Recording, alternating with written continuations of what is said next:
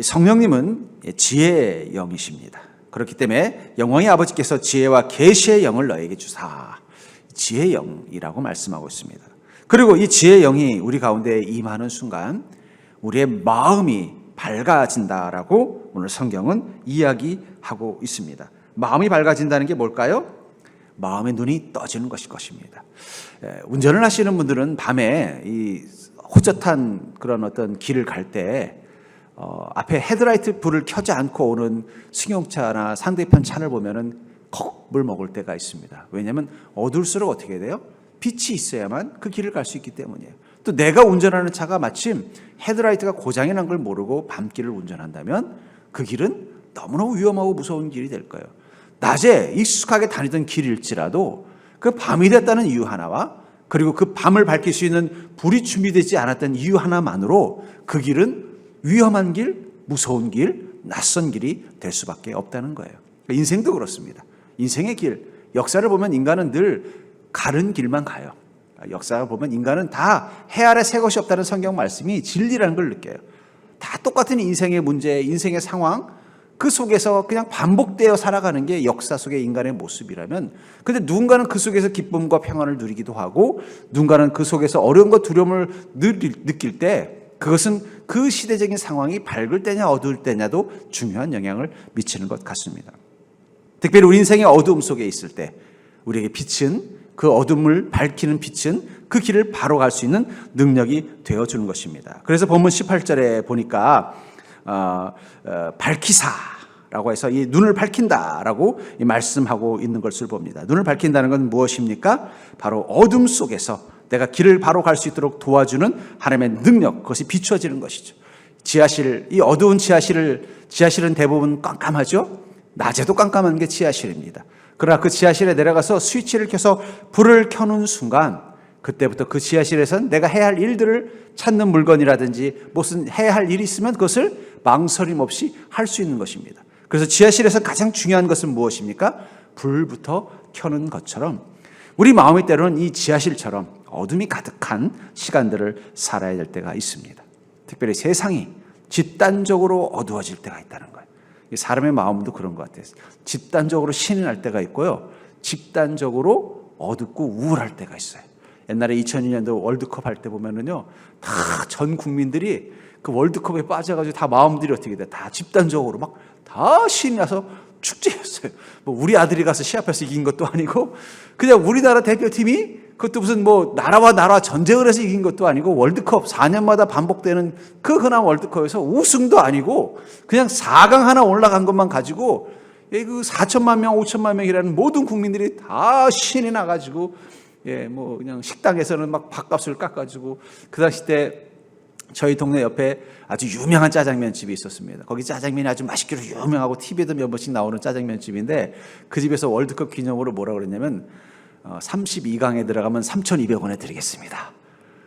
설마 했는데 32강에 들어간 거예요. 그래서 3,200원에 먹었어요. 근데 그 다음에 사장님이 그 생각을 해요. 그래 32강은 들어가겠도 설마 16강이야 들어가겠어요. 그래서 16강을 하면 1,600원에 드리겠습니다.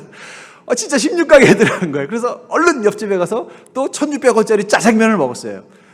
그러면서 근데 문제는 뭐예요? 그 다음 문제가 뭐냐면 8강에 들어가면 800원, 4강에 들어가면 400원을 주겠다 그러고요. 8강을 밑에 가서 가봤더니 줄이 한 몇백 미터는 줄 서 있는 거예요. 소문 듣고 야 거기 가면 800원에 짜장면을 먹을 수 있다. 제가 그래서 4강 들어갔을 때 걱정이 되더라고요. 그 집 망하는 거 아니고. 그래서 저도 4강 때 400원 내고 먹으러 가서 이제 옆집이니까 이제 거기 사장님은 아니지만 지배인 되시는 분한테 물어봤어요. 막 거기 점원들이 막 지쳐서 막 쓰러지려고 그러는 거예요.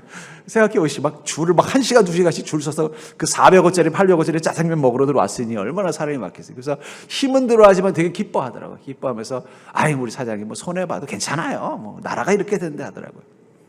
그러니까 사실은 집단 전체가 막 기쁨에 들 때도 있고 또 집단 전체가 낙심이 되고 슬플 때도 있어요.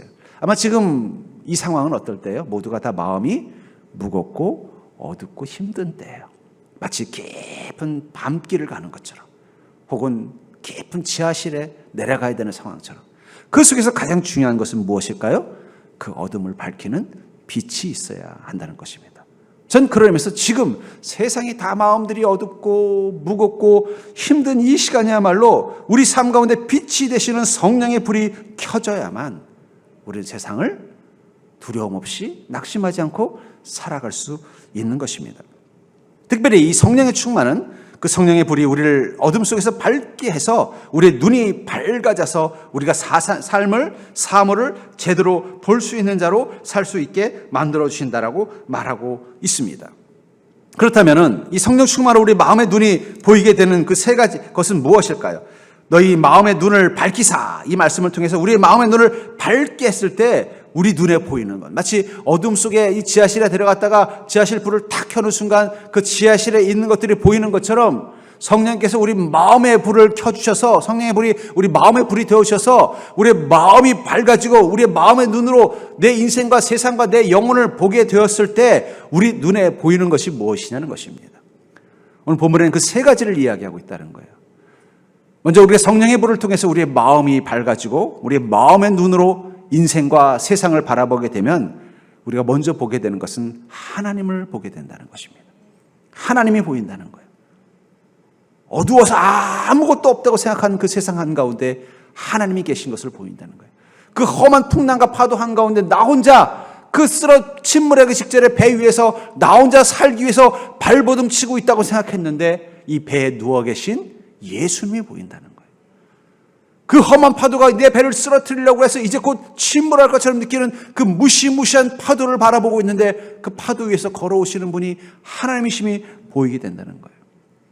성령의 불이 우리의 마음을 밝게 해주고 우리의 마음의 눈이 떠지게 하는 그 순간 우리의 눈에는 하나님이 보인다는 것입니다. 그래서 본문 17절에 보면은 우리 주 예수 그리스도의 하나님 영광의 아버지께서 지혜와 계시의 영을 너에게 주사 하나님을 알게 하시고, 그러니까 우리가 성령의 충만함을 갖게 되면 우리에게 나타나는 첫 번째 변화가 뭐냐면 하나님을 알게 된다는 거예요. 그런데 여러분, 우리 인생을 고단하게 하는 것은 무엇을 모르기 때문이에요? 세상을 모르고 인생을 모르기 때문에. 그 세상 참 살다가 모르겠고, 사람도 보면은요, 믿었던 사람들한테 배신당하고 이용당하고, 어떻게 보면 믿었던 사람들에 의해서 내가 어떤 깊은 상처를 받으면, 야, 사람은 참 알다가도 모르겠다. 우리가 모르는 것은 세상인데 성령께서 우리 가운데 빛이 되어주시면 우리가 알게 되는 게 무엇이라고요? 하나님을 알게 된다는 거예요. 우리가 세상 사는데 하나님 모른다고 못 살 것 같죠? 모른다고 못 사는 거 아닌 것 같죠? 그냥 우리가 사람들을 좀 더 잘 알게 되고 인생이 어떤 건지 좀 잘 알게 되고 세상의 이치를 더 잘 알면은 그게 더 우리가 더 삶을 좀 더 편안하게 풍요롭게 살 수 있는데, 성령이 오셔서 세상을 알게 해주는 게 아니라 누구를 더 알게 해준다는 거예요? 하나님을 알게 해준다는 거예요. 왜 그럴까요? 하나님이 보이는 순간 그 하나님이 이 세상의 주인인 것이 보이는 것입니다. 이 세상을 다스리는 하나님이 보이신다는 거예요. 전에 그런 영화를 전에 본 적이 있으며 그건 예화로 들었습니다만, 어떤 유명한 미국의 그 주식 투자자의 운전기사가 알고 봤더니 엄청난 부자였다는 거예요.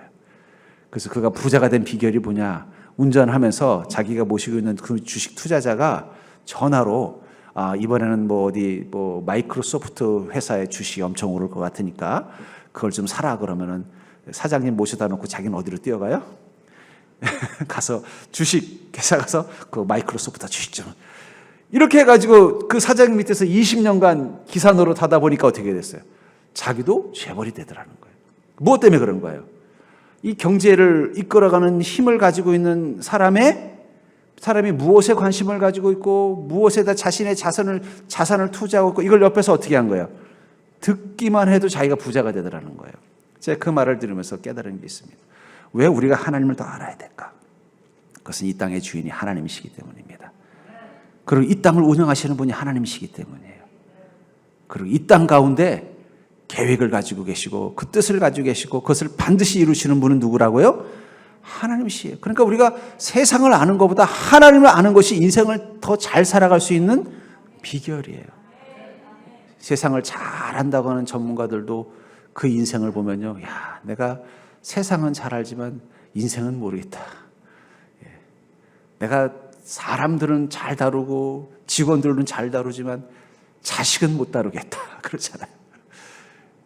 그러니까 세상을 잘 안다고 인생을 잘 살 수 있는 게 아니라.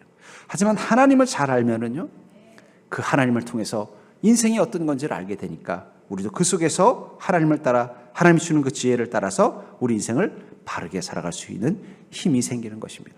그래서 성령님께서는 우리 안에 마음의 눈을 뜨게 해서 누구를 볼 수 있게 해주시는 거예요? 하나님을 볼 수 있게. 그러니까 우리가 믿음을 가지면 자꾸 누가 보여요? 하나님이 보여야 돼. 믿음이 높아진다고 귀신이 많이 보이면 그 믿음이 높은 게 아니라 신기가 있는 거냐. 믿음이 강해지면 강해질수록 하나님이 보이는 거예요.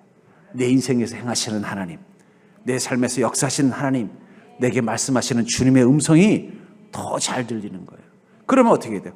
주님이 행하시는 대로 따라가면 되고 주님이 말씀하시는 대로 순종하면은 나는 내 인생이 어둡다고 생각했던 그 길을 마치 밝은 길을 가듯이 갈 수 있게 되는 것입니다. 그렇기 때문에 우리는 더욱더 하나님을 알고자 노력하셔야 돼요.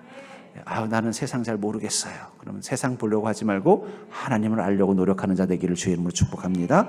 성령이 충만한 자만이 하나님을 알 수 있다는 거예요. 두 번째로 우리가 성령 충만으로 우리 마음의 눈에 보이는 것, 그것은 바로 천국의 풍성함을 보게 된다는 것입니다. 천국의 풍성함을 알게 된다라고 말하고 있습니다. 본문 18절에 보면 너희 마음의 눈을 밝히사 그의 부르심의 소망이 무엇이며 성도 안에서 그 기업의 영광의 풍성함이 무엇이며. 성도 안에서 그 기업의 영광의 풍성, 이 기업이라는 말이 우리가 기업으로 표현했습니다만 유산, 상속이라는 뜻이에요. 그것이 풍성하다는 건 무엇입니까? 충분하다는 것. 그 기업은 누구의 기업입니까? 하나님의 유산, 하나님의 상속. 그것이 우리 안에서 어떻게 된다는 거예요? 풍성해진다는 거예요. 그 말을 잘 표현한다 뭐라는 거예요? 하나님의 그 풍성함이 내 것으로 누리게 된다는 것을 뜻하는 거예요.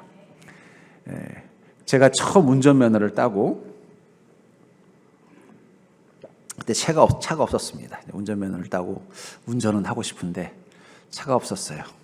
그럼 누구 차를 생각했을까요? 저희 아버지 차. 그래서 여러분 차를 가지고 계신 분은 알겠지만 운전면허 딴 지 얼마 안 된 사람에게 차를 빌려줄까요? 안 빌려줄까요? 안 빌려줘요. 그 차라요. 그 운전면허 딴 지 얼마 안 된 사람 누가 차를 빌려주고 싶겠어요? 근데 저희 아버지는 빌려줬을까요? 안 빌려줬을까요? 빌려줬죠. 어떡하겠어요. 아들이 차 좀 필요하다는데 안 줄 수가 있나요? 네, 표정이 별로 안 좋으시더라고요. 불안하더라고요. 아니라 다를까 그 차 끌고 갔다가 택시하고 가서 싹 긁고 왔어요. 사고 내고 들어왔어요. 뭐 어떡하겠습니까? 저희 아버지 보험 처리하셨죠.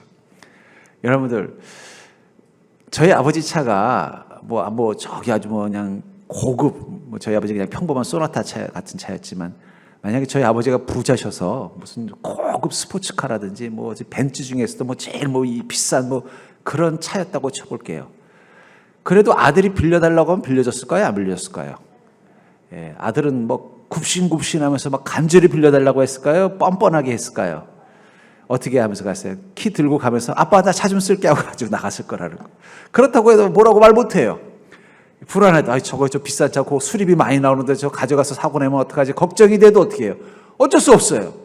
그게 아버지와 자녀의 관계. 그리고 아버지의 상속의 풍성함이 내 것이 되는 것이 왜 복이냐는 거예요.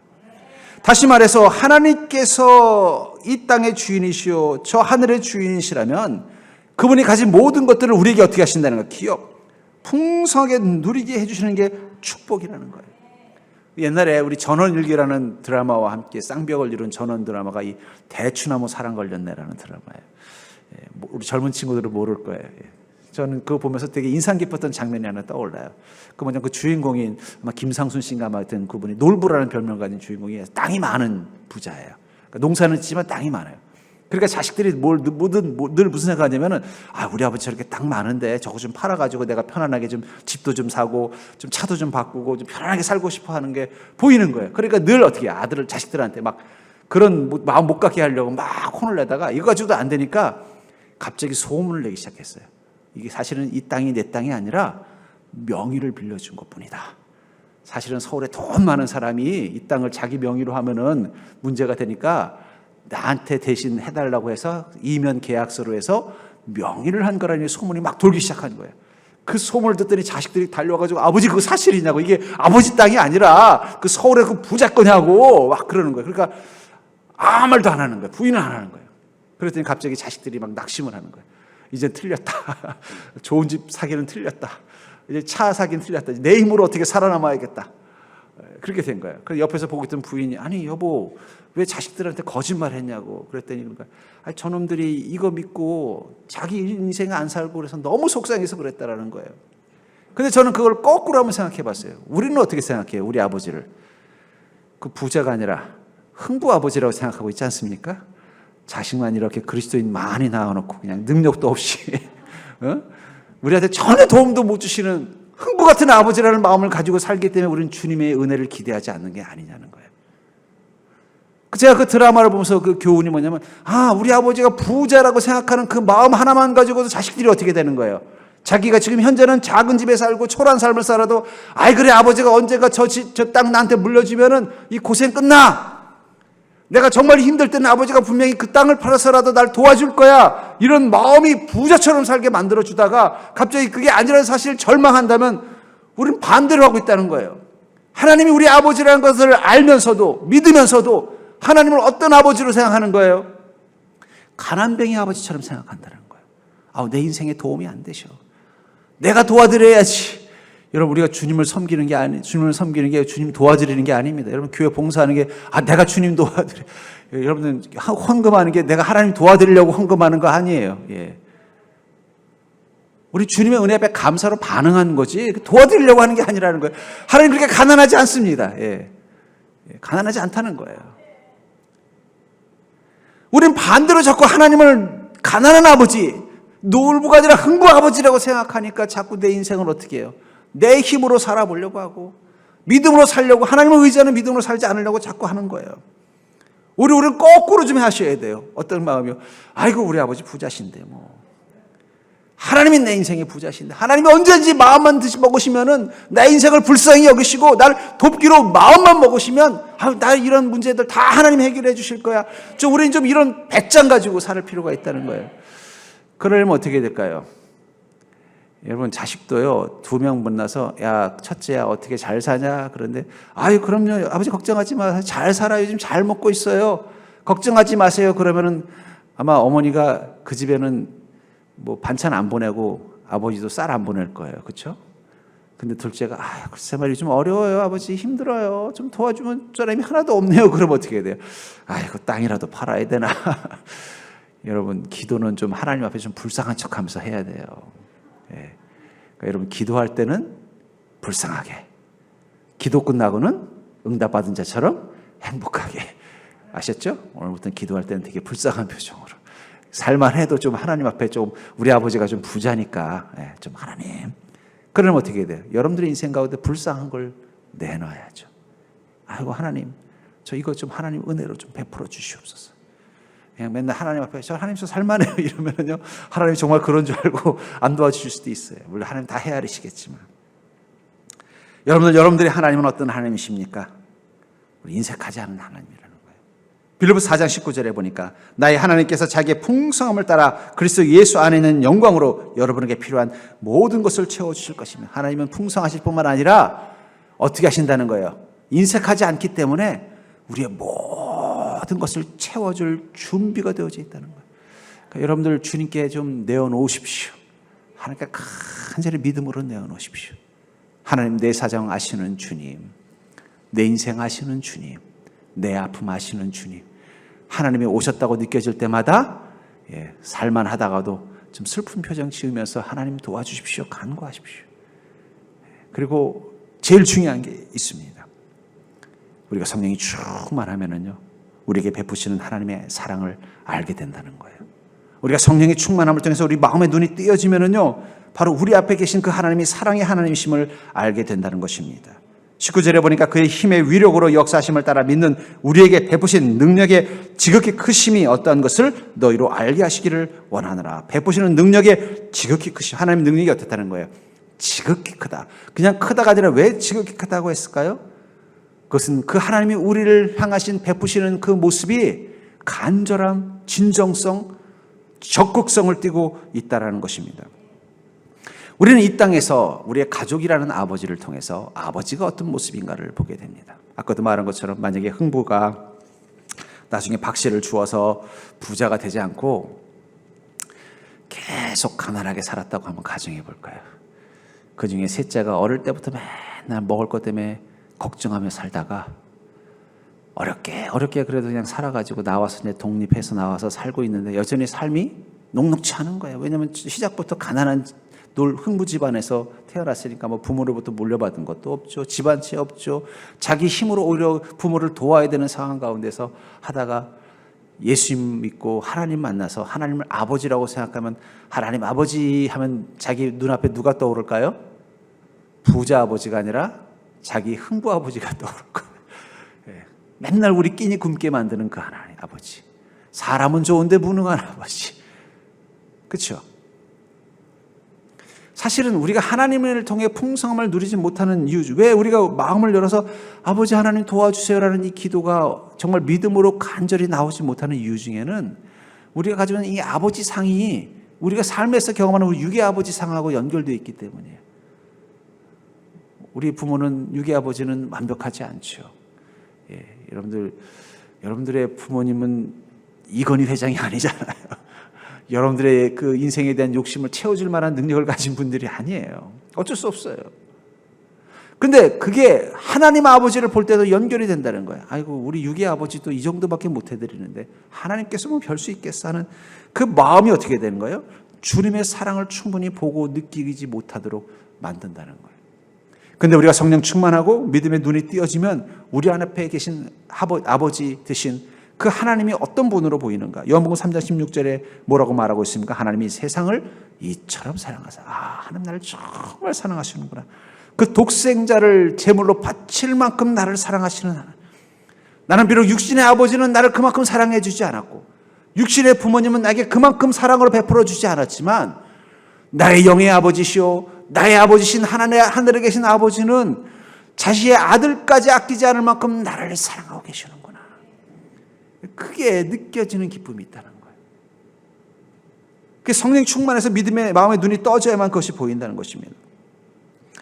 또 민수기 23장 19절에는요. 하나님은 사람이 아니시니 진 거짓말을 하지 않으시고 인생이 아니시니 후회가 없으시도다. 어찌 그 말씀하신 바를 행하지 않으시며 하신 말씀을 실행하지 않으시. 반드시 약속을 지켜. 우리 육신의 부모님은 약속을 못 지킬 때가 너무 많아요. 지키기 싫어서 안 지킨 게 아니라 지킬 능력이 없으셔서 못 지킨 거예요. 그것 때문에 우리는 때로는 실망하기도 하고 상처받기도 하고 또 나도 그런 부모가 될까 봐 두려워하는 마음 가지고 자식들을 키우지만 우리의 아버지 되신 하나님은요 반드시 그 말씀하신 약속을 지키시는 하나님이라는 거예요. 그 사실을 깨닫고 나면 주님 앞에 어떤 마음이 나에게도 이런 아버지가 있구나. 마태복음 7장 11절에는요 너희가 악한 자라도 좋은 것으로 자식에게 줄 줄 알거든 하물며 하늘에 계신 너희 아버지께서 구하는 자에게 좋은 것으로 주시지 않겠느냐. 내가 구하는 것을 제일 좋은 것으로 주시는 하나님. 부자라도 자식에게 인색한 아버지가 있다고 그래요. 저는 뭐 본 적은 없지만 신문에 보면 그렇더라고요. 근데 우리 아버지는 어떻다는 거예요? 있는 거 없는 거 다 털어주시는 사랑의 하나님이에요. 우리 부모는 육신의 부모는 없어서 못 줬지만 하나님 아버지는요 있는 거 다 털어주시는 부자 하나님이라는 사실이 우리가 하나님 아버지가 어떤 분인가를 새롭게 보게 된다는 거예요. 이게 왜 중요하냐? 제가 어떤 유명한 여자 탤런트가 결혼을 한 뒤에 시집생활에 대해서 하는 이야기를 토크쇼에서 본 적이 있어요. 근데 자기는 시어머님이랑 너무너무 친하대요. 그리고 시어머님의 친구분들하고 같이 수다도 잘 떤대요. 그래서 아니 우리 젊은 세대기 어떻게 그렇게 잘하냐 그랬더니 그 얘기를 하더라고요. 자기가 외동딸인데 늦둥이로 태어났대요. 그러니까 부모님이 나이가 좀 많은 거예요. 그래서 자기 엄마가 자기를 어릴 때부터 이쁘게 태어나기도 했지만 늦게 태어났으니까 얼마나 귀하겠어요. 그러니까 친구들한테 맨날 갈 때마다 데리고 다녔다는 거예요. 그러니까 자기는 어릴 때부터 나이 많은 분들하고 친하게 지내는 게 부모를 통해서 몸에 배어 있다 보니까 시집에 들어갔을 때 어떻게 해? 시아버지 시어머니를 봐도 어렵거나 불편한 게 아니라 그냥 그때 그 편안함 가지고 그냥 대하니까 시부모님도 아들들만 있는 집에 며느리가 하나 들어왔는데 이게 살갑고 하니까는 더 이뻐하게 되더라는 거예요. 그래서 뭐 결혼 생활을 잘한다 하는 걸 보면서 결국은 그 여자 탤런트가 결혼 생활을 잘하는 비결은 누구 때문이에요? 자기 부모님과의 관계 때문이라는 거죠. 그 부모님을 통해서 어떻게 해요? 어른들하고 편안하게 지내는 게 훈련되어 있기 때문이에요. 그것이 연장이 돼서 어떻게 하는 거예요? 자기가 새로운 부모, 시부모, 시자가 들어가는 새로운 부모를 대해서도 어떻게 해야 돼요? 똑같이 편안하게 가깝게. 그래서 가끔 실수로 엄마 아빠라고 부르면 그렇게 좋아하신대요. 어머니 아버지라고 안 불러도. 자기는 그게 의도적인 게 아니라 그게 너무 편하다는 거예요. 나이 드신 분하고 같이 있는 게 자기는 전혀 힘들지 않다는 거예요. 아마 시부모한테 그런 마음이면은 저 천부모이신 하나님은요, 하늘에 계신 그 하나님에게는 어떤 마음일까요? 그렇겠죠. 중요한 것은 우리가 하나님은 여러분들 모두를 그 독생자까지 아끼지 않을 만큼 사랑하시는 사랑의 아버지십니다. 그것을 여러분들의 마음으로 느끼는 게 중요하다는 거예요. 믿음의 눈이 떠지면 그런 아버지, 그런 어머니가 어떤 분인지를 깨닫게 된다는 거예요. 또 하나님은 어떤 분이라는 거예요. 하나님 말씀하신 걸 반드시 지키시는 하나님이에요. 내가 부탁하고 기도한 것 하나님 반드시 들으시고 약속을 지키시는 그 하나님이라는 것을 믿는 믿음이 생기면은요, 그분에게 나아가서 기도하고 요청할 수 있다는 거예요. 하나님은 가진 모든 것들을 나에게 좋은 것으로, 내가 원하는 것보다 더 좋은 것으로 주시는 사랑의 하나님이라는 아버지라는 사실을 우리가 깨닫게 되면은요, 우리가 왜 주님께 기대하지 않겠습니까? 그런데 문제는 뭐냐면 그 마음의 눈이 닫혀 있으면요, 우리가 아버지 하나님을 찾아도 여전히 마치 깜깜한 곳에서 상대방의 이름을 부르는 것처럼 부르면서 내 머릿속에 어떤 모습을 떠올려요? 내가 육신의 부모에게서 느꼈던 아버지상 어머니상, 완전하지 않은 인간의 그 죄로 인해서 허물이 많은 인간으로서의 아버지상 어머니상이 여전히 하나님에 대한 이미지와 연결이 돼서, 아이고 하나님이 나를 그렇게까지 사랑하시겠어? 하나님이 나한테까지 하신 말씀 약속을 지키시겠어? 내가 뭐 목사도 아니고 장로도 아니고 권사도 아니고 집사인데 내가 기도한 거 하나님이 들으시겠어? 에이, 하나님이 좋은 거 주시면 뭘 주시겠어? 내 안에 벌써 부정성만 가지고 주님 앞에 서니까 어떻게 돼요? 기도를 해도 그 기도가 나오지 않는 거예요. 간구를 해도 그 간구가 쉽게 나오지 않는 거예요. 그리고 간절히 기도하고 나서도 그것이 믿어지지 않는 거예요. 그 출발점은 뭐예요? 우리가 세상의 부모를 통해서 오염되어 있는 하나님 아버지에 대한 이미지, 그것이 영향을 미친다는 거예요. 근데 성령이 충만하면 어떤 일이 날까요? 사랑의 아버지를 경험하는 것입니다. 신실하신 하나님 아버지를 경험하게 되는 거예요. 나에게 더 좋은 곳으로 채우시는 아버지를 경험하고 나면요, 우리가 때로는 또 가족들에게 받은 상처도 치유돼요. 부모로 받은 상처도 치유가 되고. 그렇기 때문에 여러분들, 우리가 성령 충만함을 통해서 마음의 눈을 뜨고 그리고 주님께 기도해야 돼야만 비로소 우리는 주님의 사랑 앞에 우리의 은혜를 구할 수 있는 것입니다. 주님이 약속하신 것이 믿어지는 믿음으로 감사하면서 간구할 수 있다는 거예요. 그리고 주님이 약속하신 것이 내 삶 가운데 이루어질 것을 기대하는 마음을 가지고, 더 좋은 걸 줄 거라는 기대하는 마음을 가지고 우리는 기다릴 수 있는 거예요. 그러면 성령의 충만함을 통해서 진짜 하나님의 모습을 우리 마음의 눈으로 볼 수 있는 자가 되어야만 가능한 것입니다. 그런 의미에서 어쩌면 지금 여러분들이 앞으로 어떻게 살아야 되는가 걱정이 되면 될수록 지금 여러분들에게 필요한 것은 바로 믿음의 눈으로 여러분들의 인생을 볼 줄 아는 자가 되는 것입니다. 열왕기하 6장 14절부터 17절에 보면은 엘리사가 하도 그냥 신통력이 있고 그냥 하나님의 능력과 권능이 나타난다고 하니까 이 엘리사를 제거해야만 이스라엘을 정복할 수 있겠구나라고 생각한 아람 왕이 엘리사가 있는 그곳에 군대를 보냅니다. 엘리사를 잡아가려고. 엘리사가 있는 곳이 무슨 예루살렘 성벽도 아니고 군대가 있는 곳도 아니잖아요. 선지자가 있는 곳이니 뭐 대단한 곳이겠어요. 아니나 다를까 함께 있었던 그 제자가 보고 깜짝 놀라는 거예요. 아이고 스승님 큰일 났습니다. 지금 이 마을 바깥에 이 아람의 군대가 진을 치고 있습니다. 진을 치고서는 지금 우리 엘리사 스승님을 잡아가려고 지금 하고 있습니다. 어떻게 하면 좋습니까? 겁을 먹고서 막 하고 있는 것을 봅니다. 그것을 열왕기하 6장 14절부터 17절은 이렇게 말합니다. 왕이 이에 말과 병거와 많은 군사를 보내매 그들이 밤에 가서 그 성읍을 에워쌌더라. 하나님이 사람의 사원이 일찍이 일어나서 나가보니 군사와 말과 병거가 성읍을 에워쌌는지라. 그의 사원이 엘리사에게 말하되 내 주여 우리가 어찌하리까 하니 대답하되 두려워하지 말라. 우리와 함께한 자가 그들과 함께한 자보다 많으니라 하고 기도하여 이르되 여호와여 원하건대 그의 눈을 열어서 보게 하옵소서 하니 여호와께서 그 청년의 눈을 여심해 그가 보니 불말과 불병거가 산에 가득하여 엘리사를 둘렀더라. 한 청년 제자겠죠. 제자가 보니까 바깥에 아람의 군대가 엘리사를 데려가려고 죽이려고 딱 둘러싸고 있는 게 보이는 거예요. 큰일 난 거예요. 여기는 뭐 이스라엘 군대가 있는 것도 아니고, 이거 선지자님 어떻게 하면 좋습니까? 했더니 걱정하지 마라. 우리를 해하려고 있는 그 군대보다 나를 지키려고 하는 군대가 더 많다. 근데 거긴 군대는 없어요. 엘리사의 제자들만 있는 거예요. 싸움이 뭔지도 모르고 기도밖에 할 줄 모르는 제자들만 있는 선지동산이란 말이에요. 그때 엘리사가 이렇게 기도합니다. 주님, 원하건대 이 청년의 눈을 열어서 보게 하여 주시옵소서. 그 순간 어떤 일이 합니까? 여호와께서 그 청년의 눈을 여심해 그가 보니 불말과 불병거가 산에 가득하여, 그 아마 천지동산의 산 위에 있었겠죠. 하나님의 천군 천사가 가득한 게 보이더라는 거예요. 그 순간 두려움은 사라지고 갑자기 감격과 감동이 밀려왔을 것입니다.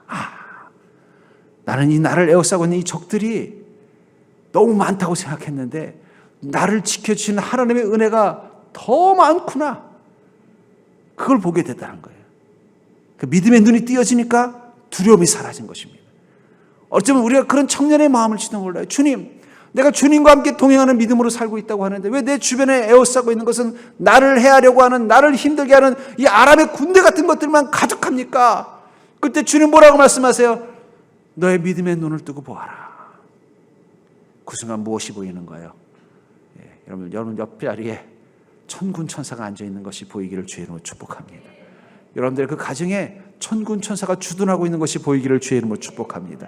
여러분들 삶 가운데 하나님께서 여러분들 지키기 위해서 천군 천사로 함께 계심을 보는 눈이 떠지기를 주의 이름으로 축복합니다. 그리고 나면 두려움은 사라지는 거예요.